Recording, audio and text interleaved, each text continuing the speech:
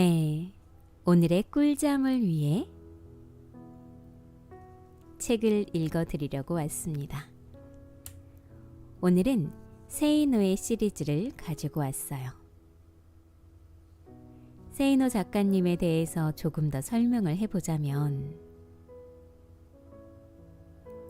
2023년 기준 순자산이 1000억 원 자산가래요. 자산가이신 거예요. 근데 뭘 해서 그렇게 이루셨나 보니 굉장히 고생을 많이 하셨어요. 1955년생이시래요.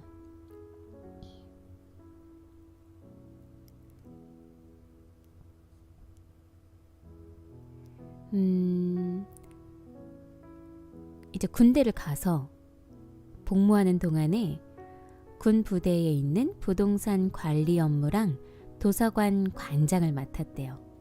왠지 그때 굉장히 공부를 열심히 하셨을 것 같아요. 그리고 학비를 벌려고 그 후에 보따리 장사도 하고 과외도 하고 입시 영어 학원도 하고 번영업도 하셨대요. 결혼하고 난 다음에는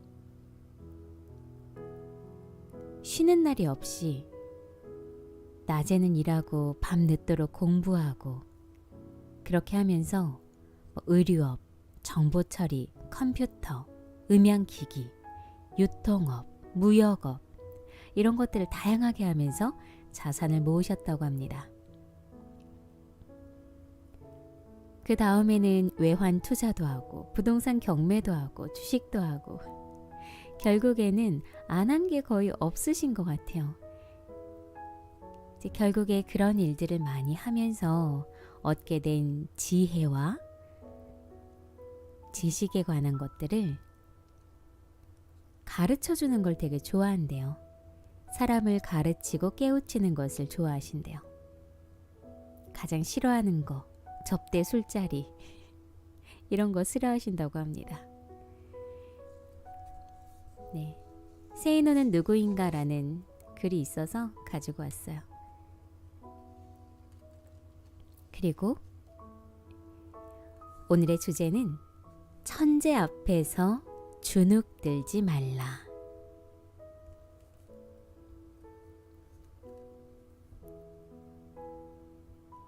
잘 들으시면서 편안한 밤 되세요. 가스보일러에 사용되는 환풍기 부품 등을 생산하는 종업원 50여 명의 중소업체 파워텍. 이 회사가 2000년 1월 리타워 인베스트먼트사의 경영권이 넘어갔다. 리타워 인베스트먼트사의 회장은 불과 31살인 미국계 한인 최유신 회장.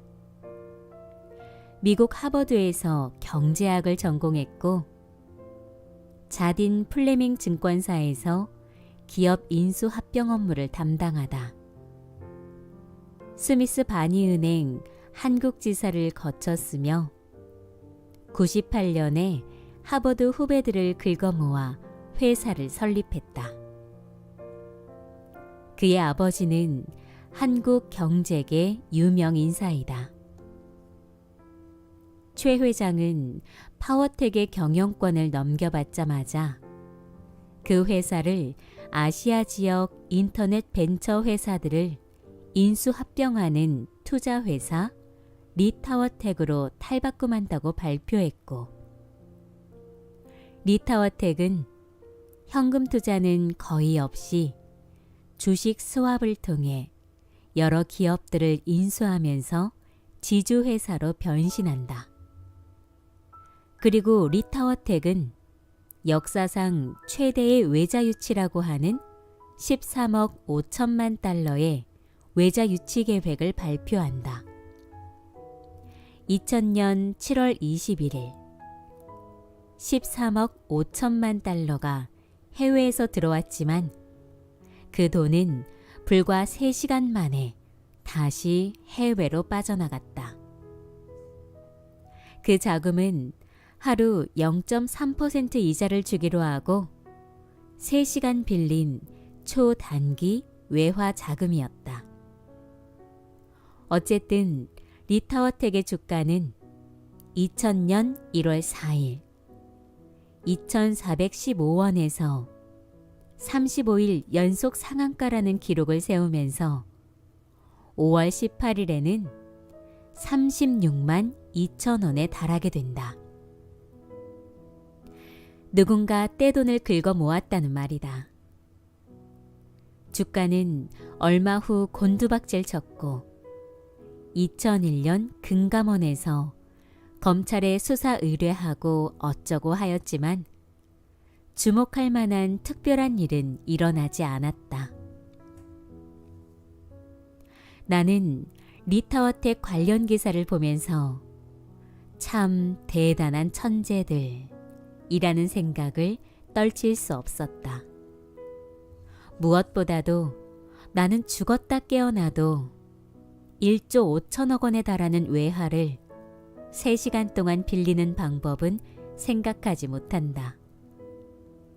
게다가 사전에 리타워텍은 국내 최대의 법무법인인 김앤장 법률사무소를 통해 재경부에 그러한 해외 투자 계획을 설명하며 적법 여부를 묻는 공문을 보냈다고 한다. 치밀하다. 천재들이다. 물론 상투를 쥔 개미들은 엄청난 피박을 썼다. 불쌍한 개미들. 경향신문 2000년 2월 22일자에는 사이버 투자왕 대박 박정윤이라는 제목의 기사가 실렸는데 요약하면 아래와 같다. 5살 때 10만짜리까지 암산해 수학 신동이란 소리를 들었다. 초등학생 때 아파트 평당 가격을 계산했다.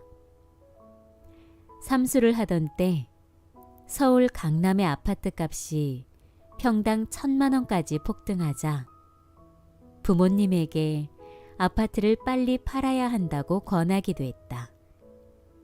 예상은 적중했다. 2년 뒤에 아파트 값이 평당 600만 원으로 하락했고 IMF가 닥치자 절반으로 뚝 떨어졌다.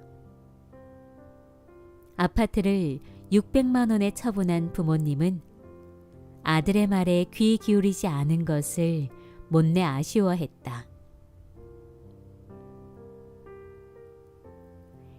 2191%, 2057%, 99년 4월 15일 1, 2회 하나증권 주최 사이버 투자대회 대학 부문에서 그가 올린 경이적인 수익률이다.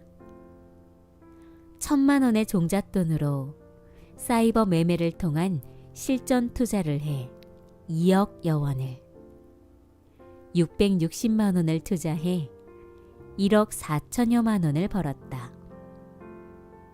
지난 1월 증권 사이트 세르파 주최 밀레니엄 증권 수익률 게임에서는 1,000만 원 모의 투자를 해 1823%의 수익률을 올렸다. 대학생이 된 뒤 수학 강사 자리를 얻어 1년 만에 1천만 원의 시드머니를 마련했을 때 공모주를 중심으로 투자했다. 1,000만 원은 3년 만에 무려 1억 5천만 원으로 불어났다. 그런데 IMF가 닥쳤다. 결국 98년 1월에 2천만 원으로 곤두박질 쳤다. 1년여의 시간이 흐르자 베팅을 하기로 결심하고 2천만 원 시드머니 중 1천만 원을 투자했다. 하나증권에서 실시한 투자 대회였다. 세계 대회에서 받은 상금만도 2억 5천만 원. 주식에 필요한 공부는 하루라도 게을리하지 않는다. 그는 어릴 때부터 경제신문을 즐겨봤지만 TV는 거의 보지 않았다. 지금도 신문의 경제면은 하나도 빠뜨리지 않고 본다. 그의 취미는 주식 투자. 일이 아니라 취미로 주식 투자를 즐기는 것이 남보다 더 많은 수익을 올리는 원천이라고 한다. 당신은 이런 기사를 보면 무엇을 느끼는가? 나는 이 친구 정말 돈 버는 천재구나 하는 생각을 하게 된다. 나는 죽었다 깨나도 그렇게는 못할 것 같다. 사람들은 노력을 하면 성공할 수 있다고 한다. 그러면서 발명왕 에디슨이 천재는 99%의 노력과 1%의 영감으로 이루어진다고 말했으며, 괴테는 천재라는 것은 노력의 발명이라고 하였음이 근거로 제시된다. 그렇다면 범죄들도 죽어라고 주식에 대해 공부하고 노력하면 1년에 2000%가량의 수익을 낼 수 있다는 말인가?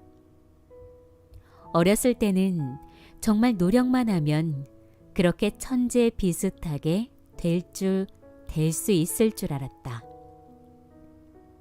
그러나 세상을 살다 보니 그런 말들은 주로 이미 1%의 영감을 타고난 사람들이 하는 말이었고, 그저 천재가 돈재들에게 조금은 미안한 마음에 당신들도 노력하면 어느 정도는 이룰 수 있다 는 뜻으로 보내는 격려가 아닌가 생각하게 되었다.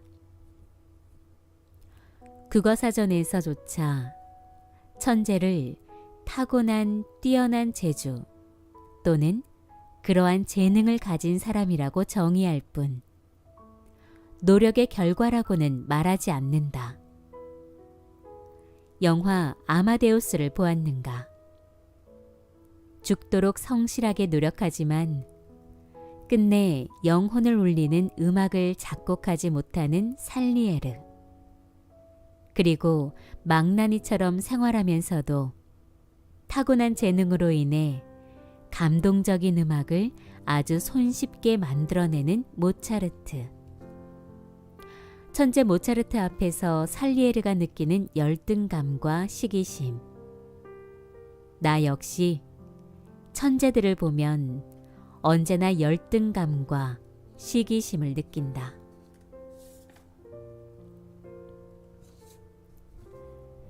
영화 굿윌 헌팅을 보았는가? 무지무지 열심히 공부하여 미국 최고의 대학에 들어간 학생들과 교수. 반대로 학교도 제대로 다니지 못한 청소부이지만 타고난 천재성 때문에 공부를 안 해도 어려운 수학 문제를 푸는 윌 헌팅. 학생들과 교수는 그 천재 청소부에게 무엇을 느꼈을까? 시기심, 열등감 등이 복합적으로 작용하면서 좌절도 느끼지 않았을까? 모파상의 스승 플로베르는 천재, 칭찬할 필요가 없다. 그는 일종의 정신병자다라고 혹평했지만 누가 뭐래도 천재는 우리들에게 부러움의 대상이 아닐 수 없다. 미국 국립보건원 과학자들은 천재 아동 200명과 보통 어린이의 DNA를 분석해 중요한 차이를 발견하고 천재성을 결정하는 유전자를 찾아냈다고까지 하는데 왜 나에게는 그런 유전자가 없다는 말인가? 천재 같은 사람들을 보았을 때 나는 나, 너는 너라고 생각하며 살 수도 있겠지만 불행하게도 우리는 시기심도 있고 사촌이 땅을 사면 배가 아프기도 하다. 특히 천재가 저 먼 나라에 있다면 그저 찬사나 보낼지 모르지만 그런 사람이 주변에 있다 보면 우리는 자신이 보잘것없는 듯한 느낌에 빠지고 만다. 왜 나는 이 사람처럼 되지 못하고 저 사람처럼 하지 못할까 하는 질문을 던지면서 말이다. 그래서 공상의 세계에서는 우리가 천재가 되고 은행도 털고 슈퍼맨도 되고 억만장자도 되고 투명인간도 되어 이 세상을 누비고 다닌다. 일확천금을 꿈꾸며 그 돈으로 뭘 하겠다는 상상의 나래는 끝없이 펼쳐진다. 그래서 공상은 즐겁다. 시간 가는 줄 모른다. 그리고 그 공상에서 깨어나면 현실이 싫어진다. 내가 그랬다. 그러나 실망하지 말라. 돈은 1%의 영감을 타고난 천재만 벌 수 있는 것이 아니다. 카드 5장을 쥐고 하는 포커판에서 나올 수 있는 카드패에는 259만 8,960개 종류가 있다고 한다. 즉, 최고의 카드패를 쥘 사람은 약 260만 명 중에 한 명이다. 하지만 포커에서 그런 카드패를 갖고 있지 않아도 당신은 이길 수 있다. 그저 포커 게임에 참석한 사람들보다 조금 더 좋은 패를 갖고 있으면 된다. 그러므로 최고의 카드를 받은 잘난 사람들은 무시해라. 그들의 포커판에는 비슷한 사람들이 몰려있다. 핵심은 천재들의 이야기에 주눅들 필요가 없다는 것이다. 돈을 번다는 것은 다른 보통 사람들과의 게임이지 당신보다 크게 잘난 사람들과의 게임이 아니다. 예컨대 당신이 보통 사람이라면 하버드를 수석으로 나온 사람과 경쟁하게 될 까닭은 없지 않은가. 오히려 그 사람 주변에 더 무서운 경쟁자들이 있기 마련이다. 게다가 이른바 공부 잘하고 머리 좋다는 사람들은 거의 다 학교나 연구소 혹은 법조계나 의료계 또는 유명 기업들에 있다. 이 얼마나 기쁜 사실이냐. 서울대 이공계 수석 입학생들의 80% 이상은 나중에 교수가 돼 있었다는 보고서도 있다. 이 역시 범죄들에게는 너무나도 다행한 일 아닌가.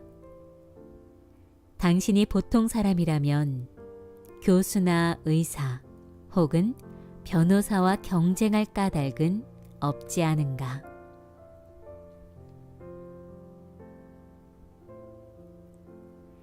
부자가 되는 길을 걷고자 한다면 그것을 빨리 깨달아야 한다. 결국 그것은 다른 보통 사람들과의 게임일 뿐이다. 보통 사람들과의 게임이기에 그렇게 어려운 것이 아니다. 그저 우리는 우리가 속한 분야에서 다른 보통 사람들과 경쟁하여 이기면 되는 것일 뿐이다. 그들이 놀 때 놀지 말고 그들이 잠잘 때 잠을 덜 자고 그들이 쓸 때 덜 씀으로써 목돈을 준비하고 기회를 찾으면 된다. 게다가 그렇게 노력하는 자가 성공할 수밖에 없는 분명한 이유가 있다. 정신 차리고 내 말을 새겨 들어라. 보통 사람들은 학벌이나 배경이나 자본이 있어야 성공할 수 있다고 믿는다. 즉 학벌이나 배경, 자본 등이 없는 보통 사람들은 자기들에게 그런 것이 없으므로 노력해봤자 무의미하다고 믿고 아예 노력을 포기하고 만다. 현재의 위치에서 미래를 미리 계산하여 보고 미리 포기하는 그런 사람들이 당신 주변 사람들이며 그들은 그저 일확천금을 꿈꾸면서 연예인이나 정치인, 스포츠 선수들, 컴퓨터 게임, 채팅, 명품 브랜드, 경마 등에 무지 관심이 많다. 당신이 하는 게임은 바로 그런 사람들과 하는 것이다. 기억하라. 이건 역시 당신에게는 춤을 추고 싶을 정도로 너무나도 기쁘고 다행한 사실이라는 것을. 이것은 마치 전쟁터에서 당신의 적군이 더 이상 싸울 생각을 갖지 않고 총을 내려놓은 것이나 마찬가지다. 그런 적들과 싸울 때는 총도 필요 없고 그저 활이나 창만 있어도 이길 수 있지 않겠는가. 거창한 그 무엇도, 번쩍번쩍한 학벌도, 대통령 친척과 친하게 지내는 배경도, 많은 자본도 필요 없다는 말이다. 이 사실을 빨리 깨달아라. 미래의 결단, 자본주의 이후의 사회 등으로 우리에게 잘 알려진 미국 미래학의 거두 피터 드러커 역시 높은 성과를 올리는 생산적인 사람, 끊임없이 혁신을 꾀하면서 계속 발전하는 사람, 다른 사람에게 영향을 미치는 비중 있는 사람, 그런 사람이 되는 길은 오직 지속적인 관리와 노력밖에 없다고 말한다. 나도 그의 말에 동의한다. 부자가 되는 데 있어서의 경쟁자는 천재가 아니라 결국은 자신의 의지라고 하는 이 지극히 간단한 사실이 독자들 마음속에 각인되기를 바란다.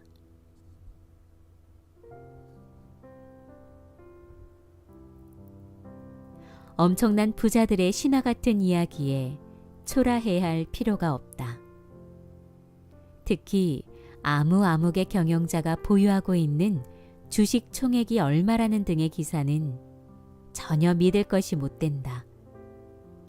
회사의 경영권을 유지하려면 일정 수의 주식은 계속 보유하고 있어야 하고 그것을 팔아버린다면 경영권을 잃게 된다.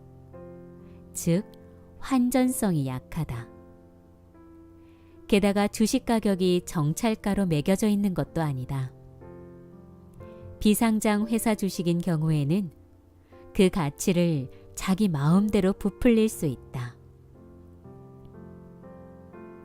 시장에서 평가받지 않은 주식의 가치는 아무도 모르며 그것마저도 현금화되기 전까지는 실제 총액을 모른다. 대부분의 보통 사람들은 부동산이나 주식, 가상화폐에 대해 모른다. 그래서인지 그쪽으로 떼돈을 번 사람이 있다고 하면 귀를 쫑긋거리고 관심을 갖는다.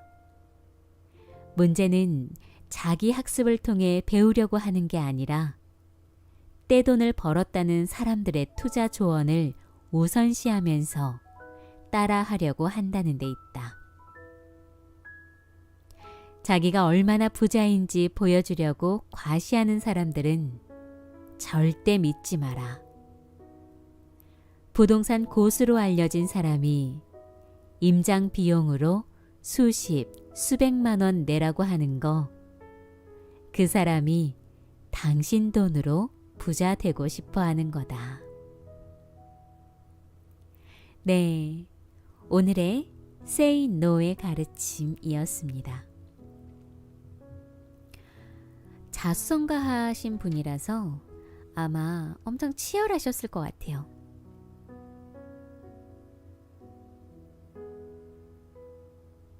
그리고 매 순간 진심이셨겠죠.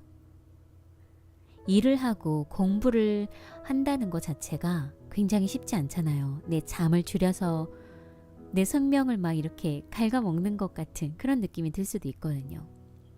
근데 그럼에도 의지로, 본인의 의지로 했다는 걸 알려주고 싶어 하시는 것 같아요.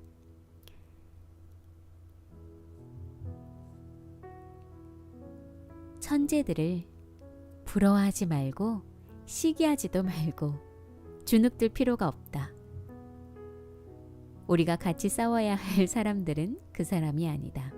그냥 우리가 살고 있는 이 평범한 이 상황 속에서 결국 싸워야 할 사람들은 그 사람들이다. 그 안에서 나의 의지로 이루고자 하는 것들을 이루면 된다. 라는 이야기를 해주셨습니다. 네, 혹시라도 어디에서 자괴감, 막 비교되면서 그런 거 있잖아요. 비교의식이 막 살아날 때. 그럴 때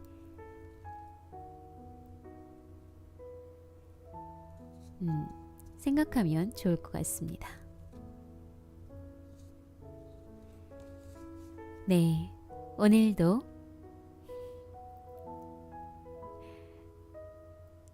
도움이 되는 책, 뭔가 우리 삶에 또는 우리 마음에 필요한 것들이 있죠. 막 지혜, 그런 것들을 찾아서 알려드리고 싶었는데 저도 아직 그 안에서 찾기가 참 쉽지 않더라고요. 그럴 때 우리가 이런 책들도 보면서 지혜를 얻어가고 또 배우기도 하잖아요. 다들 그렇게 저렇게 성장하셨으면 좋겠습니다. 그리고 꿀잠 되셨으면 좋겠어요. 자기 전에 이렇게 들러주셔서 감사합니다. 하루를 정리하면서 도움이 되는 이야기였으면 좋겠습니다. 그리고 평안한 밤 되시기를 바랄게요. 잘 자요. 안녕.